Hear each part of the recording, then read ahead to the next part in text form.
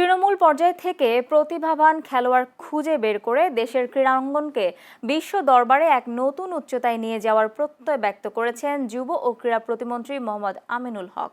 রোববার Bangladesh sports journalist association আয়োজিত football প্রতিযোগিতার উদ্বোধনকালে সময়ে প্রধান অতিথির বক্তব্যে তিনি কথা বলেন। প্রতিমন্ত্রী বলেন, দেশের আনাচে কানাচে ছড়িয়ে থাকা প্রতিভা খুঁজে বের করতে নতুন করে স্পোর্টস এক বিশেষ ভূমিকা পালন করবে। এ নিয়ে প্রধানমন্ত্রী তারেক রহমানও অত্যন্ত উচ্ছ্বসিত এবং আশাবাদী। প্রধানমন্ত্রীর বিশেষ নির্দেশনায় এখন থেকে প্রতিটি জেলা ও বিভাগীয় পর্যায়ে খেলাধুলার মান এবং খেলোয়াড়দের সুযোগ সুবিধার বিষয়টি নিবিড়ভাবে তদারকি করা হবে বলে জানান তিনি। ক্রীড়া কূটনীতির ওপর বিশেষ গুরুত্ব আরোপ করে আমিনুল হক আরও বলেন, এশীয় ও ইউরোপীয় দেশগুলোর সাথে সম্পর্ক উন্নয়ন এবং বাংলাদেশের ক্রীড়া খাতের সীমাবদ্ধতা দূর করতে পররাষ্ট্র মন্ত্রণালয়ে একটি বিশেষ উইংও খোলা হয়েছে।